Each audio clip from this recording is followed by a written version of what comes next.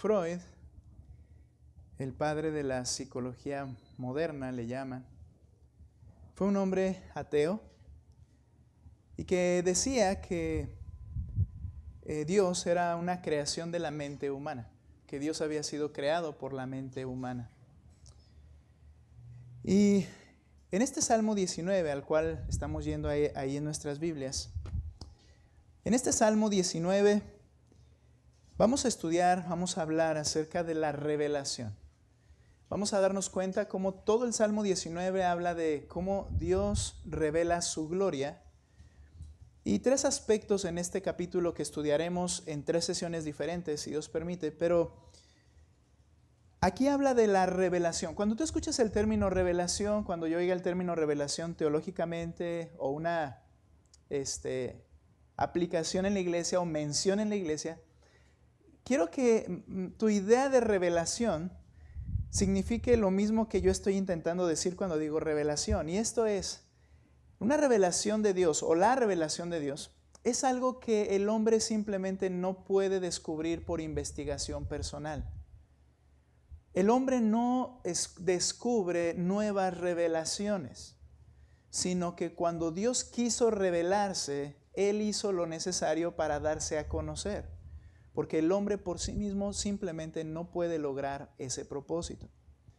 Así es la palabra de Dios, es la revelación de Dios. Él quiso hablar para que nosotros supiéramos lo que Él quiere, quién es Él y todos los aspectos que tenemos en su palabra. Entonces cuando hablamos de revelación, no es como que, entendí algo nuevo, sino más bien lo que Dios quiso decir acerca de sí mismo. ¿De acuerdo? Ahora, la pregunta más importante, o por lo menos la que siguen haciéndose y seguimos haciéndonos en la humanidad siempre, es respecto a la razón de la existencia. La pregunta, ¿para qué existo? ¿Por qué nací? Esta pregunta a lo largo de la historia humana ha sido la cuestión en la vida de todas las personas. Y a lo largo de la historia también ha habido muchos que han intentado dar respuesta. Una respuesta que pueda darle sentido a la existencia. La existencia no solo humana, sino el por qué está el universo, por qué están todas las cosas que conocemos, por qué existimos. Algunos, después de pensar y pensar quizá, han llegado a la conclusión de que no hay causa para la existencia. Es decir, que no hay razón del por qué las cosas son, simplemente son. Esta es parte de lo que es la filosofía que dirige el mundo en el que vivimos y la cultura en la que vivimos. Cuando piensan así, llegan a la conclusión de que no hay una causa para la existencia, quiere decir que en la mente humana no hay un origen de las cosas. Y por tanto, fíjate cómo lleva una secuencia esta serie de ideas. Por tanto, tú defines al final, tú eres quien decide al final de cuentas tu propia razón de existir. Ahora, quizá tú y yo no hemos pensado demasiado en esto, pero esto es lo que moldea lo que hacemos y las decisiones que tomamos. Porque parece ser que como que yo defino para qué existo. Yo decido qué quiero ser, yo decido hasta dónde quiero llegar, yo decido cuáles son las metas de mi vida, y esto proviene de una idea de que no hay una causa o origen de las cosas. En otras palabras, esta clase de filosofía niega por tanto que exista un diseño para las cosas. Y si no hay un diseño, quiere decir que no hay un diseñador o un origen de todas las cosas. Porque este es el punto. Si hay un origen, hay una razón. Pero si no hay un origen, las cosas son, y entonces tú defines cuál es tu propósito y tu razón de existir. Muchas veces abrazamos ideas sin saber de dónde provienen. Y pensamos que nosotros de alguna manera definimos lo que hemos de hacer o definimos para qué existimos. Y se nos olvida o no pensamos si hay un diseñador y originador de todo, entonces hay una causa y una razón. ¿Cómo llegaron a esta conclusión? ¿Acaso las evidencias palpables nos demuestran que no hay un diseño, porque dicen que no hay un diseñador, y que todo funciona por casualidad? En el Salmo 19, el escritor nos va a explicar cuál es la razón, cuál es la causa o propósito de todas las cosas creadas. En primera parte, en esta enseñanza, hoy hablaremos en estas que dividiremos, si Dios permite, en 3.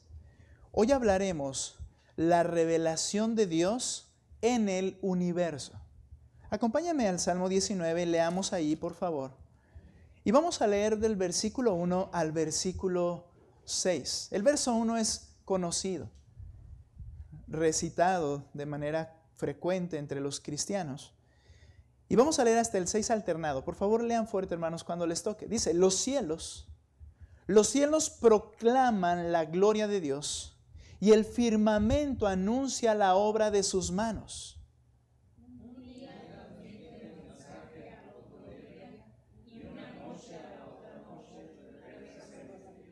No hay mensaje, no hay palabras, no se oye su voz.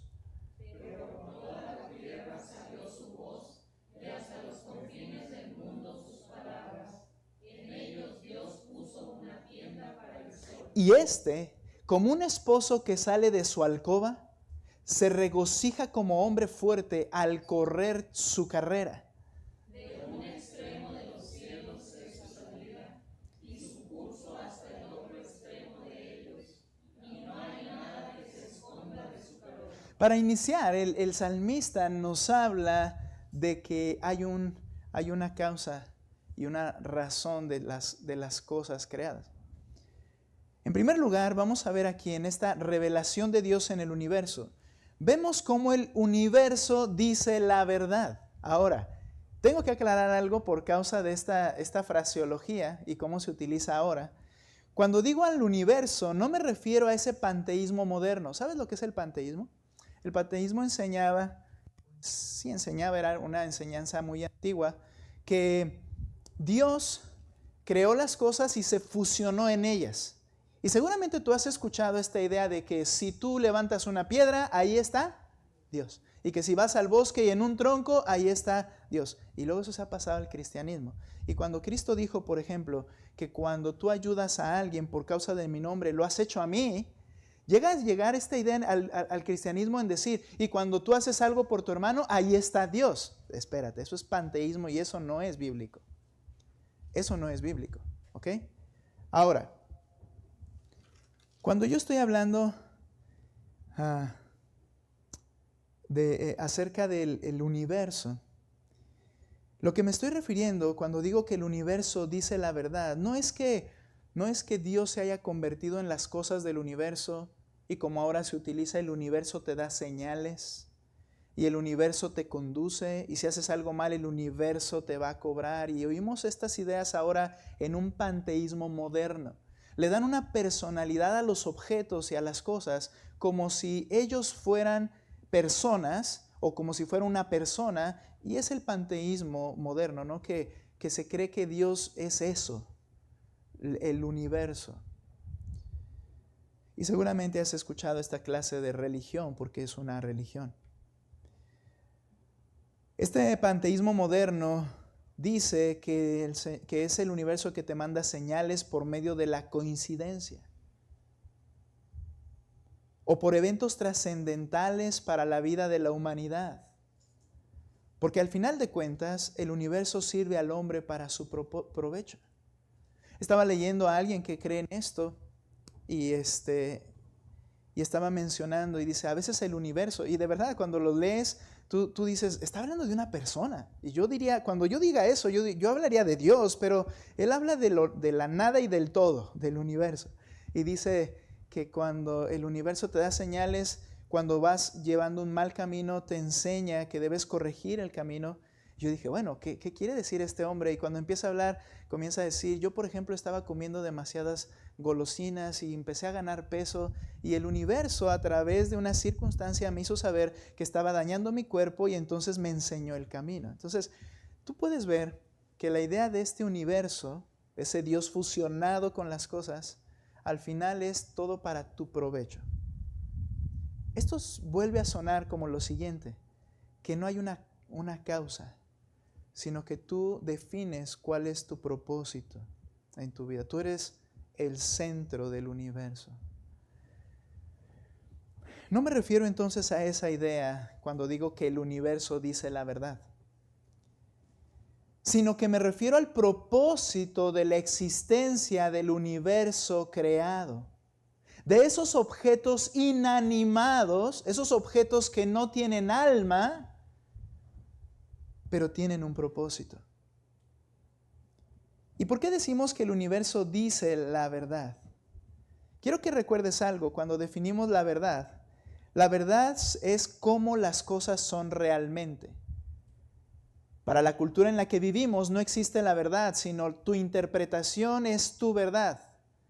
Pero la verdad es absoluta y la verdad es cómo son las cosas realmente. Y digo otra vez esto, el universo dice la verdad.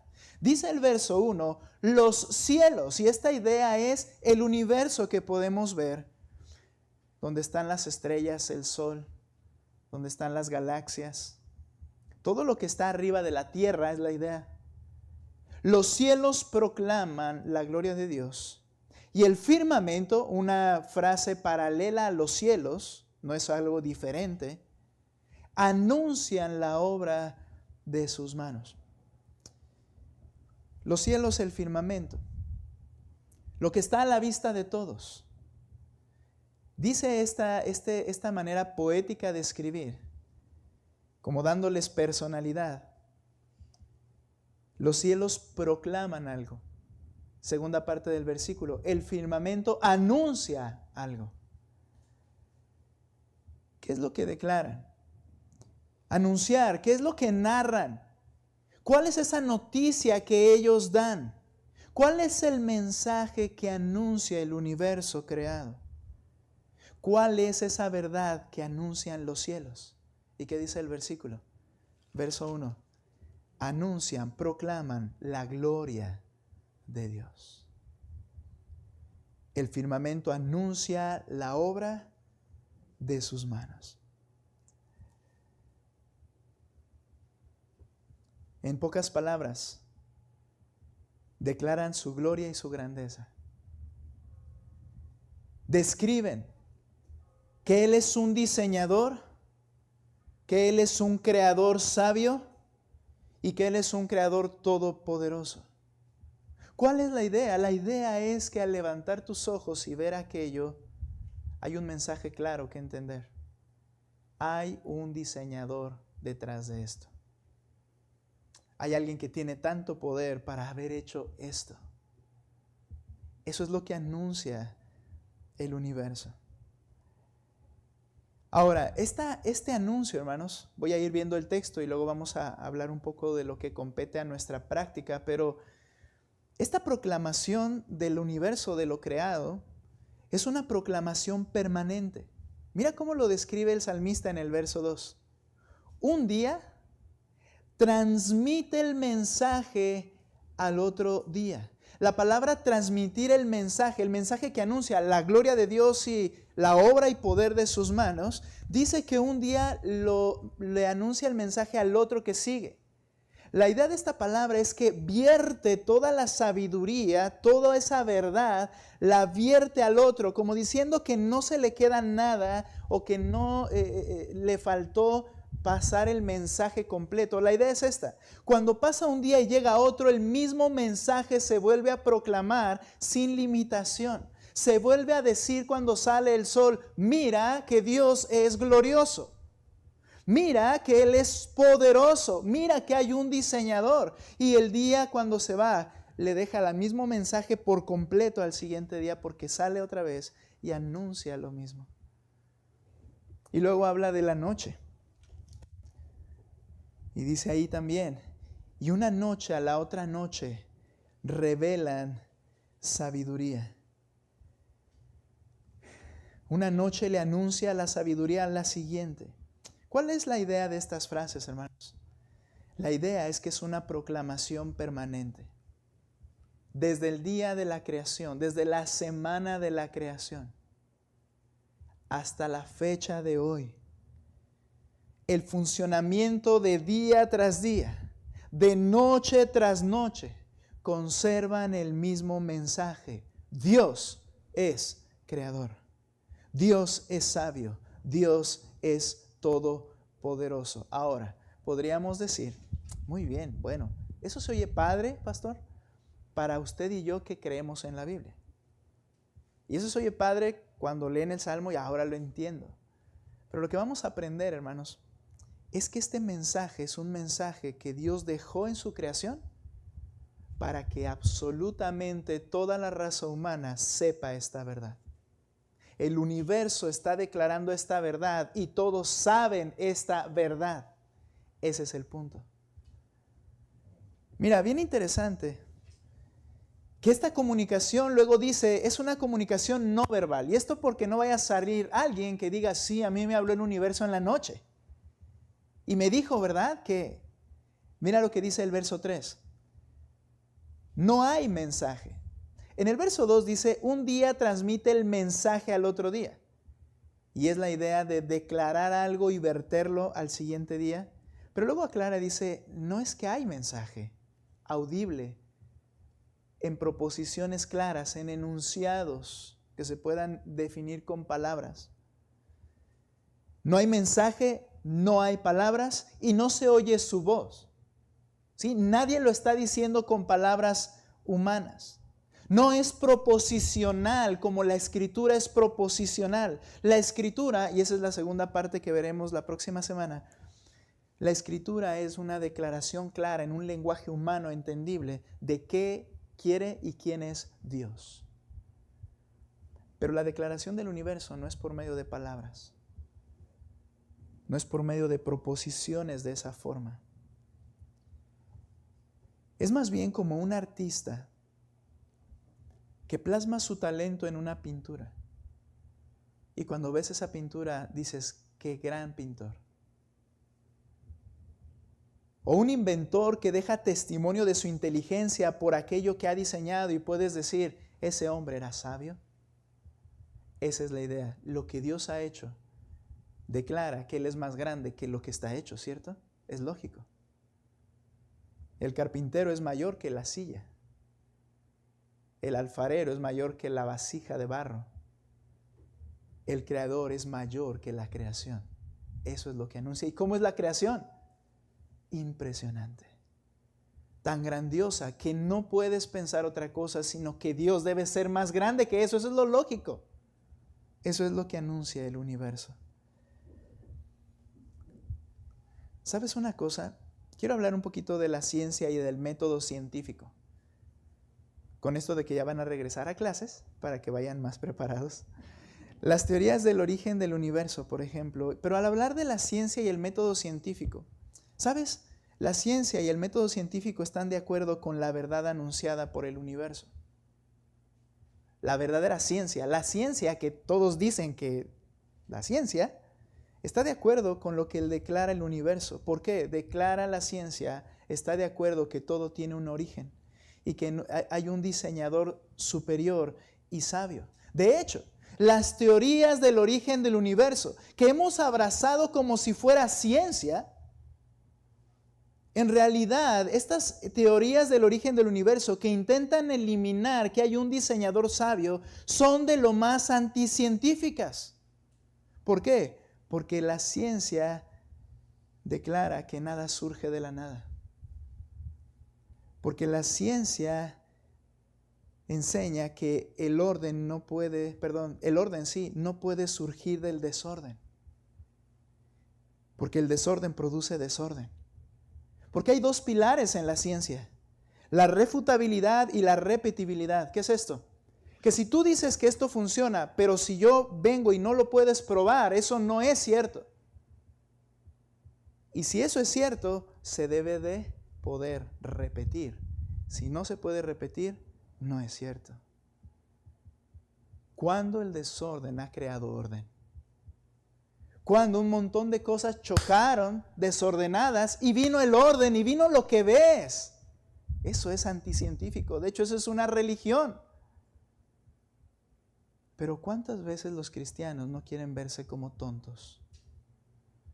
Y como aquel que tiene un nombre, una carrera y ha estado con tantos títulos, dice que el origen fue de la nada y que el desorden trajo orden, pues no quiero verme tonto, ese debe saber de lo que está hablando. ¿Sabes cuál es su argumento? Su argumento es irse miles de millones de años. ¿Por qué? Porque nadie estuvo ahí y no lo puedes comprobar.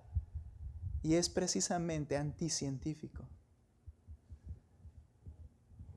Pero tenemos temor de que se nos llame tontos al decir que Dios tiene el poder para haber creado todo. Y entonces otros dan un paso más allá, y creo que es dar un paso más allá, no menos, cuando se habla de la creación, de la evolución teísta. Cuando se dice, está bien, es que sí fue Dios, pero Él como que preparó los elementos y se originaron de Él, y los elementos después chocaron y ¡pum! Y se organizó todo otra vez. ¿Qué miedo tienes? Cristo, que es la imagen del Dios invisible, cuando vino a la tierra, Él ordenó con su palabra a los vientos y al mar y les dijo, calla, enmudece, y sucedió. Yo no vi a Cristo propiciando las cosas, guardando silencio y esperando y que las cosas sucedieran, sino que su voz habló y las cosas se hicieron. ¿Y tú crees que Él es la imagen del Dios invisible? Cuando le dijo a uno, levántate, o cuando vino y le dijo, si tú quieres yo puedo ser sano, y dijo con sus labios, quiero, y fue sano. ¿Y por qué pensar que Dios simplemente propició todo y lo dejó para que sucediera a través de los miles de millones de años que aquella persona dice con la intención de negar que Dios existe? ¿Por qué abrazas eso? Cuando Dios dice en su palabra, si crees en la Biblia, que tiene el poder suficiente para hacerlo en 6 días. Y solo tienes que levantar tu mirada y ver el cielo y cómo funcionan las cosas año tras año, día tras día, semana a semana, mes a mes, año tras año, siglo tras siglo, y sigue funcionando de la manera tan perfecta, y dudas de que Dios tenga el poder de hacer algo así. De hecho, ese es el mensaje del universo, que Dios es un creador, diseñador, todopoderoso. ¿Sabes? Además, es un testimonio no solamente que está siendo recordado vez tras vez, sino que también es un testimonio suficiente e innegable para toda la humanidad. Mira lo que dice el verso 4. Aunque no se oye su voz de manera proposicional, mira el 4, pero por toda la tierra salió su voz. Es decir, todos han sabido este mensaje. Por toda la tierra salió su voz, hasta los confines del mundo sus palabras. ¿De qué? Del universo está hablando, de los cielos. En ellos, ¿en quiénes? En los cielos, Dios puso una tienda para el sol. Y de manera poética explica esto, mira. Y como un esposo que sale de su alcoba, se regocija como hombre fuerte al correr su carrera. De un extremo de los cielos es su salida, y el curso hasta el otro extremo de ellos, y no hay nada que se esconda de su calor. ¿Qué es lo que está diciendo aquí el escritor poéticamente? Pero la idea es esta, que este testimonio es suficiente e innegable. Así como el sol calienta y llega a todo lugar y todos la humanidad lo puede ver, quiere decir que todos lo saben. Ahorita vamos a ver y por qué lo niega. Pero nota esto. Después del cataclismo mundial del diluvio, Dios estableció un testimonio permanente para todo ser humano. Ve conmigo a Génesis capítulo 8, por favor. Vayamos allá ¿con quién vamos a ir? Con Noé, muy bien. Génesis capítulo 8. Antes no me dijeron con quien usted quiera porque usted es el que dice. Pero con Noé, miren lo que dice ahí. Capítulo 8, verso 20. Después del cataclismo mundial, entonces Noé edificó un altar al Señor cuando ellos bajan, esas 8 personas. Y tomó de todo animal limpio y de toda ave limpia y ofreció holocaustos en el altar, y el Señor percibió el aroma agradable. ¿Por qué? Una persona que supuestamente viajó al cielo, murió por unos instantes y fue al cielo, y se ha hecho muy famosa, o se hizo muy famosa en algún tiempo en Estados Unidos. Decía que el cielo huele a carne asada. ¿Por qué? Porque a él le gusta el olor a la carne asada. ¿Por qué? Porque llegó a oír estas cosas donde dice que él percibió olor agradable. ¿Y qué estaban haciendo? Holocaustos, es decir, carne asada. Bueno, dejamos a ese personaje a un lado, pero el punto es este. ¿Por qué fue olor grato? Porque Noé estaba recordando que era necesario el sacrificio de alguien inocente, porque yo soy un pecador. Esto lo sabían desde Adán y Eva, desde Abel y Caín. Por eso Abel ofreció holocausto que Dios pidió, y Caín dijo, no, yo te voy a dar verduras. Y eso no es lo que Dios pidió, y Dios dijo, no quiero eso, quiero lo que tu hermano dio. ¿Por qué? Porque todos sabían que era necesario recordar ese sacrificio de un inocente en mi lugar. El Señor percibió olor agradable, recordar de que el mundo no debe terminar, y no es que Dios estuviera improvisando, sino que vendría el Salvador. Y entonces dice que tuvo ese olor, ya se me fue aquí, y dice el versículo 21, el Señor percibió el aroma agradable, y dijo el Señor para sí, nunca más volveré a maldecir la tierra por causa del hombre, porque la intención del corazón del hombre es mala desde su juventud. Es un pecador, y sus intenciones son contrarias a mi voluntad siempre. Pero luego dice, nunca más volveré a destruir todo ser viviente como lo he hecho. La afirmación no es que no va a volver a destruir todo, sino que no lo destruirá como lo hizo. ¿Y cómo lo hizo? Con agua. Y entonces dice en el versículo 22, mientras la tierra permanezca, escucha esto, la siembra y la siega, el frío y el calor, el verano y el invierno, el día y la noche, nunca cesarán. ¿Qué es esto? El funcionamiento del universo. Porque eso declarará que Dios es todopoderoso y glorioso, y toda la tierra, aún en sus pecados y en su corazón desviado y siempre pensando en hacer el mal, siempre tendrán un testimonio claro, un mensaje claro que no podrán negar que hay un Dios todopoderoso. Eso es lo que anuncia el universo. Es un testimonio suficiente para condenar e innegable para toda la humanidad. Un día, según segunda de Pedro, el mismo que diseñó y creó todas las cosas, las destruirá.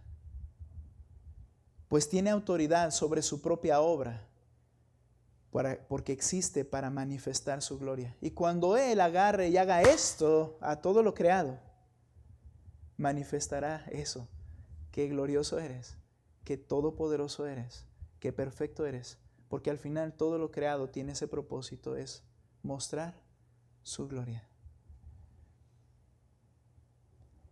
No iré allá en este momento, pero quiero que vayas conmigo a Romanos 8. En Pedro no iré en ese momento donde dice que todo será ahora consumido por fuego en el día del Señor, cuando Él lleve a cabo el juicio. Todo lo creado será destruido. Y hay una razón, a esto sí quiero ir. Romanos capítulo 8, versículo 18. ¿Por qué el Señor tendrá que deshacer todo lo que hizo? Y Él es el único que lo puede hacer. Esto debe traer un poco de consuelo a los más jóvenes que se ven preocupados y pensando, hijo, ¿cómo se va a acabar el mundo? ¿Va a suceder que el agua se va a deshacer todos los casquetes polares y nos vamos a inundar? Bueno, no, porque el Señor dice que eso no es lo que va a destruir la tierra, pero sucederá después del juicio. Ahora, Romanos 8, 18, mira lo que dice. Pues considero que los sufrimientos de este tiempo, dice el apóstol Pablo, este tiempo presente, no son dignos de ser comparados con la gloria que nos ha de ser revelada. La gloria que nos ha de ser manifestada. ¿Por quién? ¿Quién es el que revela las cosas? Dios. Cuando Él quiera nos va a dar lo que va a querer que comprendamos después. Porque el anhelo profundo de la creación, escucha, es aguardar ansiosamente la revelación de los hijos de Dios. ¿Qué espera toda la creación? ¿Qué espera todo el universo? Las cosas inanimadas se refiere. Esperan el día en que los hijos de Dios serán transformados. Espera el día en que los hijos de Dios serán transformados y los enemigos serán consumidos en el juicio, ser lanzados al infierno. ¿Por qué la creación espera ese momento? Mira lo que dice. Porque el anhelo profundo de la creación es aguardar ansiosamente la revelación de los hijos de Dios. Porque la creación fue sometida a vanidad, no de su propia voluntad, sino por causa de aquel que la sometió, en la esperanza de que la creación misma será también liberada de la esclavitud de la corrupción a la libertad de la gloria de los hijos de Dios. ¿Sabes una cosa?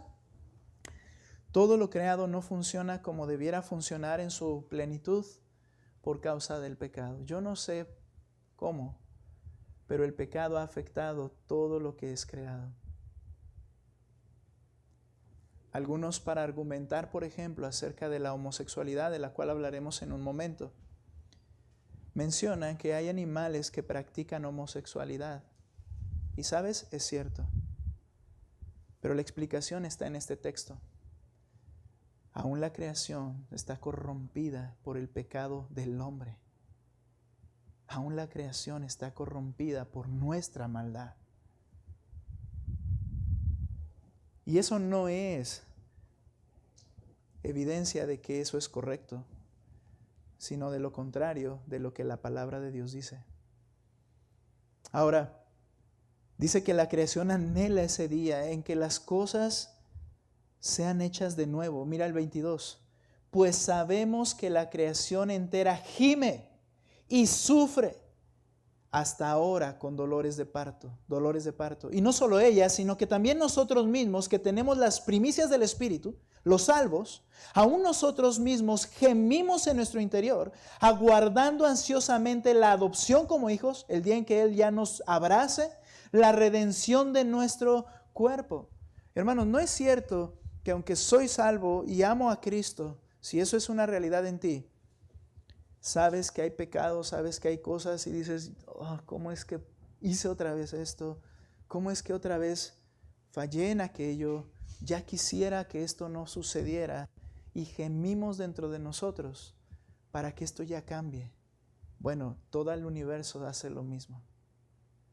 Quieren que esto ya cambie. Y Pedro nos dice cómo el Señor hará, que destruirá y que hará una nueva creación, nueva tierra, nueva vida. El día posterior o después del juicio. Ahora, es un testimonio suficiente e innegable. El mismo que creó todas las cosas, un día las destruirá y hará una nueva creación. Ahora, ¿qué sucede con esta verdad? ¿Qué es lo importante de esta revelación? Regresa conmigo al Salmo 19. Y aquí el punto es que esta verdad es de conocimiento general, es decir, para toda la humanidad. Si tú has estudiado en alguna ocasión o escuchado acerca de la revelación general y la revelación especial o específica, y hablando de revelación, este es el punto en la teología. La revelación general se refiere a que Dios se reveló, pero ¿por qué se llama general? Porque es a lo que toda la humanidad tiene contacto. La revelación general, hermanos, de Dios es que Dios se manifestó por su creación y todos lo saben porque todos tienen contacto con lo creado. La revelación específica que se usa en la teología, la revelación específica es, o especial, algunos lo llaman, es la palabra de Dios. Y si una es revelación general porque todos tienen contacto con ella, la revelación específica o especial es porque solo fue dada a un grupo particular de personas. Alguien me ha argumentado, ha dicho, con razón, ¿verdad? Viene este cuestionamiento. Pastor, ¿y qué pasa con los que no tienen una Biblia? ¿Y qué pasa con los que nunca escucharon el Evangelio? Y se piensa que todos deberían tener esa revelación. Entonces, algunos incluso argumentan que a los aztecas vino Cristo en una presencia diferente y se dio a manifestar. o que a los que están en el Amazonas hace muchísimos años alguien vino o algo vino y Cristo vino y se les hizo saber el Evangelio, porque si no Dios sería injusto. Pero esto es una mentira. Es revelación especial porque fue específicamente para un grupo, pero no te preocupes en ese sentido, Dios es justo. ¿Cuál es el punto?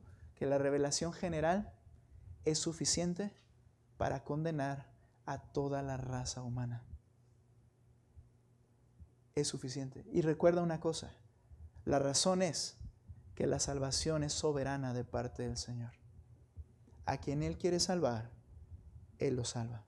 Y si es necesario mover a un siervo suyo a la mitad del desierto, Él lo movería porque quiere salvar a uno y ese tiene que oír el Evangelio y creerlo. A Dios no se le escapa. Entonces, así como calienta el sol y es visto en todo lugar, esta verdad se sabe en todo lugar. Y Pablo habló del intento humano de detener esta verdad declarada. Te hice regresar, pero mira, ve conmigo a Romanos y ahí nos vamos a detener para estudiar un pasaje en Romanos capítulo 1, por favor. Romanos capítulo 1.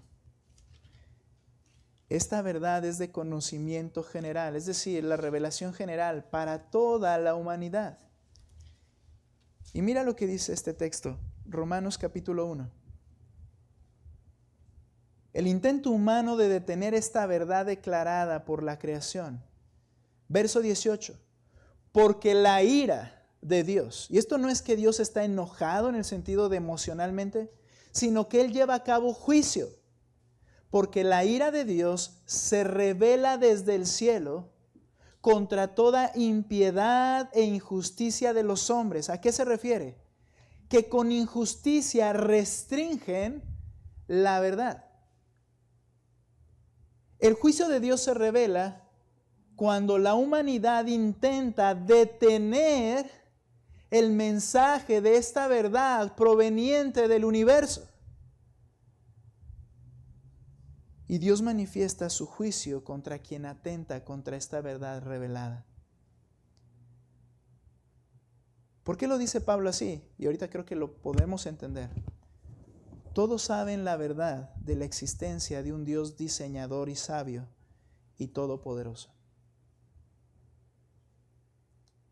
Han sido engañados muchos de nosotros, muchos de nuestros hijos y la humanidad, en decir que si no se les enseñara, que es una cuestión social, que si no se les enseñara de Dios, los niños no creerían en Dios, que es la sociedad la que les enseña a Dios. Ya dije lo que Freud pensaba, que el Dios es una invención de la mente humana. Bueno, mira lo que dice el versículo 19 de este capítulo 1. Pero lo que se conoce acerca de Dios, es decir, la revelación, es evidente dentro de ellos. Habla de toda la humanidad. Pues Dios se lo hizo evidente porque el cielo proclama esta gloria de Dios, el universo. Porque desde la creación del mundo, sus atributos invisibles, su eterno poder y divinidad, se han visto con toda claridad, siendo entendidos por medio de lo creado, de manera que ellos no tienen excusa. Están listos para el juicio divino y para ir al infierno por la eternidad, aunque no hayan tenido una Biblia en sus manos. Porque fue suficiente con la revelación clara que todos saben que Dios existe. No hay un ateo realmente. No lo hay. No existe. Dios dice que todos han sabido que Él existe. Y Él se encargó de hacer eso. Él puso elementos en el corazón. Pablo más adelante habla, Él escribió una ley en el corazón y la idea es que hay un entendimiento de lo que es bueno y malo y la creación te grita día tras día, noche tras noche, te grita y Dios es todopoderoso. Y Él es digno de obediencia. Entonces todos saben, por tanto no tiene nadie excusa. Y aquí el apóstol Pablo habla de los atentados contra la verdad, por la cual la ira de Dios viene. Vamos a ver algunos de estos atentados. Verso 21. El primero, no buscar a Dios para honrarle y agradecerle. Verso 21. Pues aunque conocían a Dios, lo vuelve a afirmar por si no lo habíamos entendido, no es así, sino más bien está enfatizando, pues aunque conocían a Dios, no lo honraron como a Dios ni le dieron gracias, sino que se envanecieron o se hicieron vanos en sus razonamientos, y el juicio y su necio corazón fue entenebrecido. Un atentado contra la verdad que anuncia el universo es, bueno, sé que Dios existe, pero no lo voy a buscar honrar ni le voy a agradecer, sino que voy a empezar a pensar y a meditar, ¿cómo es que será Dios? Voy a hacerme un Dios a mi medida. Voy a ser un Dios que no sea el Dios todopoderoso que el universo declara, sino uno que yo conciba. No lo busco para obedecerle y para agradecerle. Verso 22, otro atentado. Intentar interpretar a Dios. Mira lo que dice el 22. Profesando ser sabios, se volvieron necios. Y mira el 23. Y cambiaron la gloria del Dios incorruptible por una imagen en forma de hombre corruptible, de aves, de cuadrúpedos y de reptiles, de cualquier cosa. Ahora, el punto aquí es intentar interpretar a Dios. Es una mentira que la realidad de las cosas es interpretar tu pensamiento. Asimismo, nadie tiene el derecho de interpretar a Dios. Él se revela a sí mismo. Tú no tienes que imaginar cómo es Dios. Solo tienes que ver lo que Él ha hecho y sabrás cómo es Dios, en el sentido de su grandeza y de su juicio. Intentar interpretar a Dios, hermanos, es una manera de restringir la verdad. Él ya se está dando a conocer a sí mismo. Aquí es bueno dar una advertencia a quienes predican la Biblia. Tú no vas a interpretar lo que Dios dice, en el sentido de que tú le des un sentido de acuerdo a tu mente. Tú tienes la labor de decir lo que Él quiso decir, no lo que a ti o a mí nos parezca que quiso decir. Ya que tenemos que avanzar y terminar, voy a ir avanzando en esto. Tenía otra imagen acá que quería que fuéramos a ver, pero creo que estamos entendiendo que al final ese mensaje del universo es claro y que esto es el pecado de la humanidad contra esa revelación. Una tercera atentado contra la verdad revelada por el universo es negar la gloria de Dios. Como vimos, mira lo que dice primero el verso 23, 1:23, por favor. Y cambiaron la gloria del Dios incorruptible, otra vez, por una imagen en forma de hombre. Es decir, a mí me parece que Dios debe ser así. O de aves, a mí me parece que debe ser de esta forma. De cuadrúpedos y de reptiles. Es negar la verdad de que Dios es glorioso. ¿Recuerdas el Salmo 19:1? Los cielos cuentan la gloria. Entonces, si Él es más grande de lo creado, ¿por qué va a ser un pájaro? Si Él es más grande que el sol y el universo, ¿por qué va a ser un cocodrilo, una serpiente emplumada? ¿Por qué va a ser el mismo sol? Si el sol es algo que está dentro de lo que estás viendo que está creado. Porque profesando ser sabios se hicieron necios y cambian la gloria de Dios, niegan la gloria de Dios.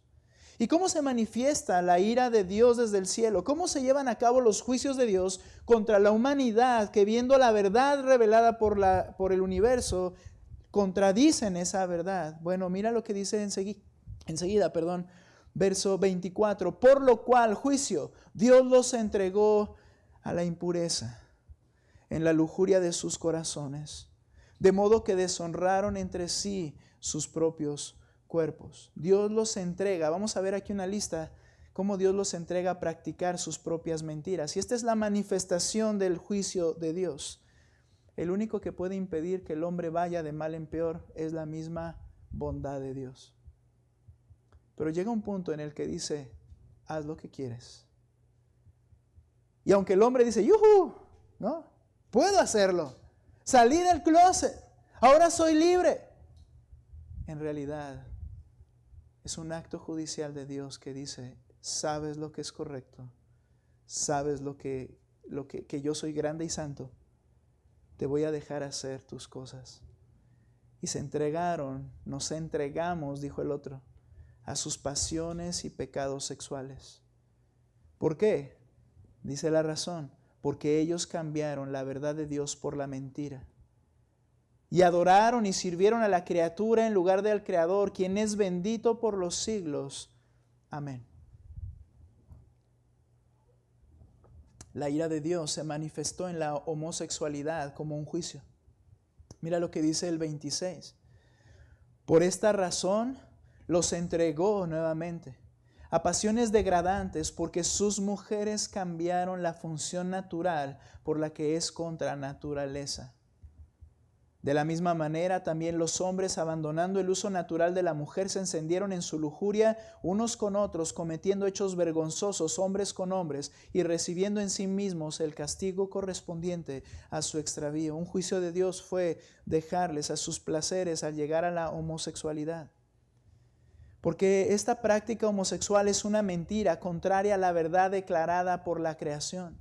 La creación declara que solo hay macho y hembra, que solo hay hombre y mujer, y eso lo declara el universo con lo creado, pero es un juicio de Dios. Y además reciben las consecuencias de su propio pecado, enfermedades, traumas, destrucción de la sociedad. Estamos peor obviamente que Sodoma y Gomorra, y no se dan cuenta que es para su propio perjuicio.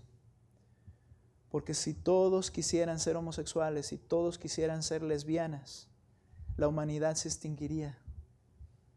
Es el propio juicio contra ellos de sus propios pecados. Y no lo ven como libertad.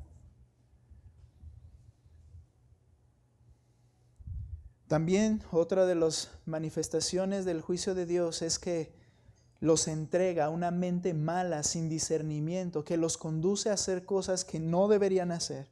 Y de esto estamos llenos, nuestras vidas estábamos en eso. Pero tristemente esto define a muchos de nuestros líderes en nuestro país. Mira lo que dice el 28 al 31. Y así como ellos no tuvieron a bien reconocer a Dios, entonces Dios los entregó a una mente depravada. Esto es una mente que es sucia, contaminada, para hacer las cosas que no convienen. Están llenos de toda injusticia, maldad, avaricia, malicia, llenos de envidia, homicidios, pleitos, engaños y malignidad. Son chismosos, detractores, aborrecedores de Dios, insolentes, soberbios, jactanciosos, inventores de lo malo, desobedientes a los padres, sin entendimiento, indignos de confianza, sin amor, despiadados. Y mencioné ahorita que qué problema es que tengamos líderes de esta calidad, porque sus decisiones afectarán al resto que están allí. Piensa en esto, estos son padres de familia. ¿Y a dónde llevan a su familia? Estos son esposos, estos son esposas, estos son hijos. Su mente fue entregada por su propio pecado a no tener discernimiento y hacer cosas que solo traerán perjuicio para sí mismos. Y entender que debes obedecer a Dios y que un juicio vendrá es un entendimiento que el universo también, en esta creación de Dios, le da a todas las personas. El universo y sus maravillas son un medio por el cual Dios reveló a toda criatura o se reveló a toda criatura. Y en realidad un acto de bondad y paciencia genuina de Dios con la humanidad al dar esta revelación. Porque mira lo que dice al final, versículo 32, sí. Ellos, aunque conocen el decreto de Dios, que los que practican tales cosas son dignos de muerte, saben que ese Dios tan grande es digno para demandar la vida de las personas que Él creó. Dice, no solo las hacen, sino que también dan su aprobación a los que las practican. Hermanos, este tipo de vida a veces nos hace pensar, pues es que es tan común que no lo debemos ver mal. Tienes que ver la perspectiva de Dios al respecto. Esta revelación, como dice la Escritura, en la que ellos entienden el decreto de Dios y de todos modos siguen practicando eso, enseña que cada persona sobre la tierra es digno Dios de ser obedecido y que Él va a ejecutar un juicio.